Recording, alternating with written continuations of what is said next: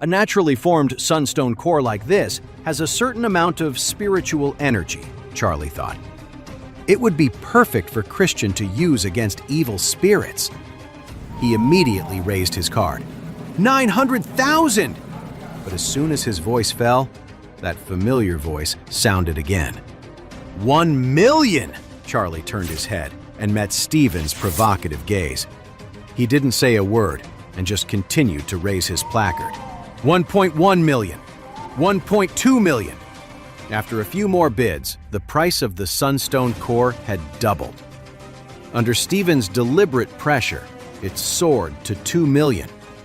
Many people in the room could see that Stephen was intentionally targeting Charlie again.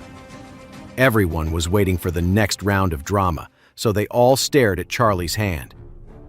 Charlie slowly raised his placard and said, 20 million! The room went wild. He just jumped from 2 million straight to 20 million? Just like before, he increased the bid by 10 times. The look on Stephen's face was incredibly ugly. Is Charlie out of his mind? He wondered. Even if you have money, you don't just throw it away like that. Stephen had a reputation as a big spender in Oris Hill, but even he wasn't willing to pay 10 times what something was worth. He hesitated. Should he follow or not? If he did, he'd be throwing away more than $18 million for nothing. If he backed down now, he'd be a total joke.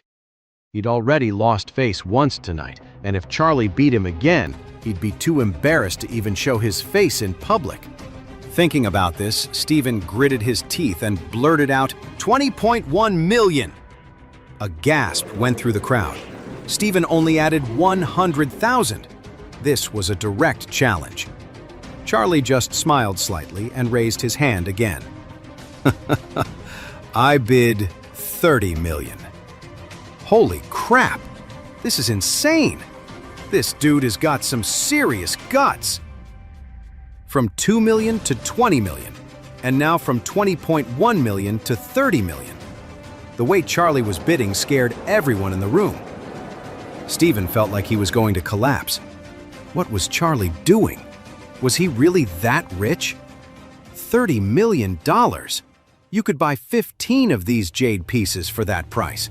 Whoever paid that much would be a total sucker. Charlie looked over at Stephen again. Come on, Stephen. Continue. Stephen panicked. $30 million to buy a piece of jade? If his family found out, they would kill him. His sister Skylar would probably cripple him for life. But with so many people watching, what could he do? The color drained from Stephen's face, then rushed back in a hot flush. The auctioneer called out, 30 million going once, 30 million going twice. The lively crowd started shouting, come on, Stephen, place a bid. Yeah, Stephen, show some guts. Don't let us down, Stephen. Are you really backing down? You were acting so tough a minute ago, and now you're scared? Charlie said with a smile, if you don't bid, Stephen, you lose. All eyes were on Stephen. He hesitated for a moment, but in the end, reason won out over his pride. He said, I give up. All talk. What a loser. Seriously, how pathetic. A wave of insults and laughter erupted from the crowd, leaving Stephen completely humiliated. He wished he'd never even come today, then he wouldn't be in this embarrassing situation. Feeling utterly disgraced, Stephen's embarrassment turned to rage.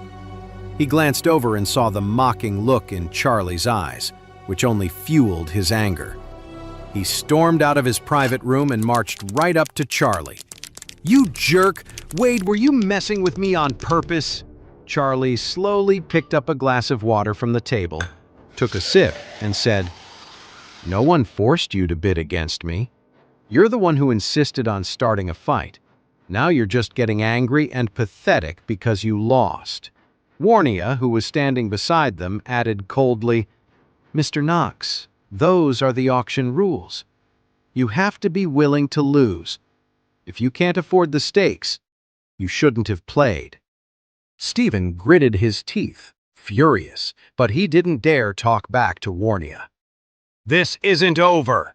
Stephen pointed a finger at Charlie and stormed back to his box. Charlie couldn't help but shake his head. With a reckless spender like Stephen in the family, he wondered how the Knox family managed. As everyone watched, Charlie calmly used the premium card to pay. It was Christian's money anyway, so it didn't hurt him to spend it. Besides, he wondered what Christian would do if he found out his own relative was the reason Charlie had to spend so much.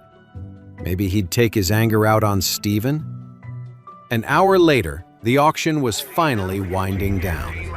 Stephen hadn't placed a single bid since his last encounter, probably still spooked by Charlie. Just then, several assistants struggled to wheel a trolley onto the stage. On it was a massive object covered by a cloth. Charlie suddenly held his breath and looked up. He could feel a powerful aura coming from it. In the next box, Owen Pierce also perked up, his eyes fixed on the item. This was it, the grand treasure. But when Terry Castillo pulled back the curtain, a wave of disappointment went through the crowd. On the cart was a huge, beat-up-looking piece of reef covered in seaweed and dried shells. People started murmuring in the audience. They couldn't understand why the grand treasure would feature this broken rock as the finale. Then, Terry began to explain. "Don't worry, everyone. This is the final item of the show, a natural clam. This clam formed naturally on the sea floor. We've confirmed that the shellfish itself was 100 years old. After it died, it rested on the ocean floor for thousands of years. The shell developed a natural pattern, making it a truly unique treasure." After he finished speaking, he had an assistant wipe a section of it clean for everyone to see.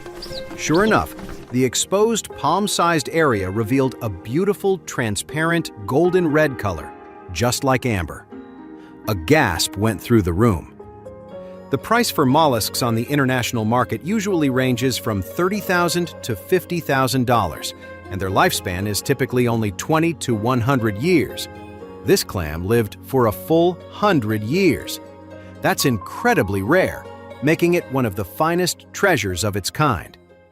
What makes it even rarer is that it sat on the spacer for thousands of years. The color is a transparent golden red, and it has a natural 4D pattern.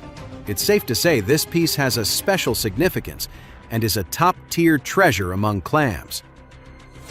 The starting price for this clam is $9 million. The bidding frenzy started, and soon the price shot up to $12 million. Many people backed out at that point, but those who truly understood its value kept bidding. Just then, Owen stood up and announced loudly, "I bid $15 million." After speaking, he turned and bowed to the crowd with a smile. "My friends, I came to this auction today specifically for this clam. Please, do me this favor and let me have it. As a thank you, I'll give each of you a good luck charm." Most of the guests were business owners who knew of Owen's reputation and didn't want to get on his bad side. They'd heard he could put a hex bag on you, causing all sorts of trouble. Besides, getting a good luck charm worth a couple of $100,000 was a nice bonus.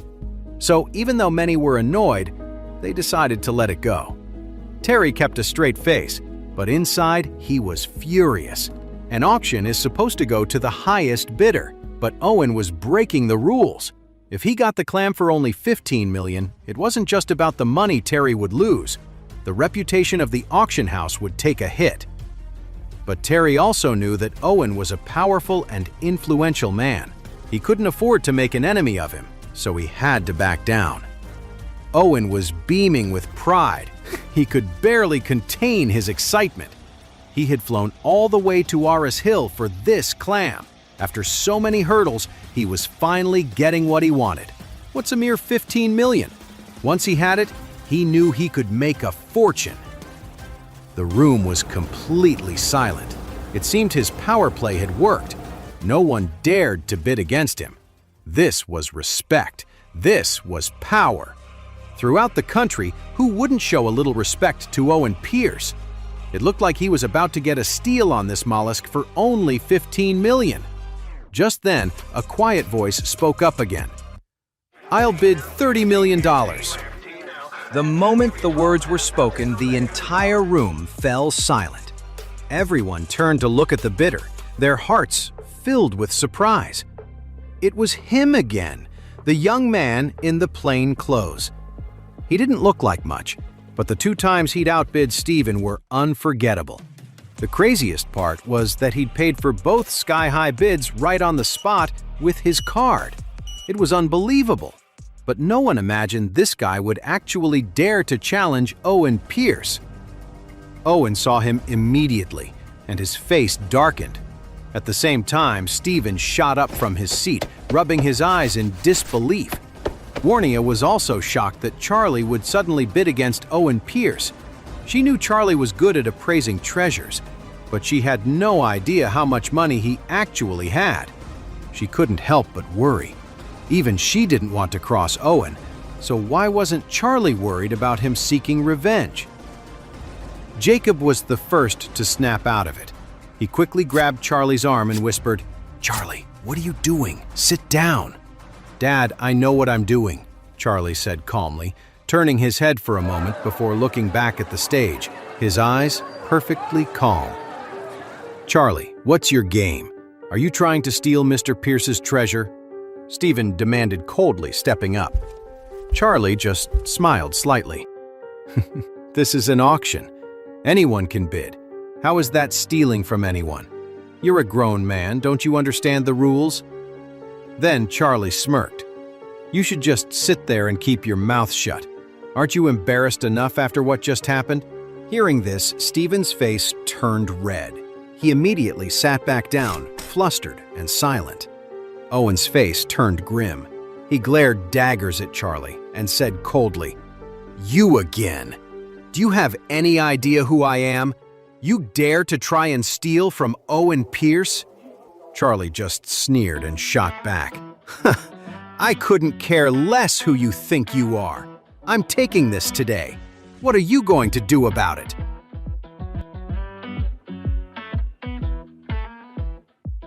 To know more, listen to the audio series Heir in Hiding, only on the Pocket FM app.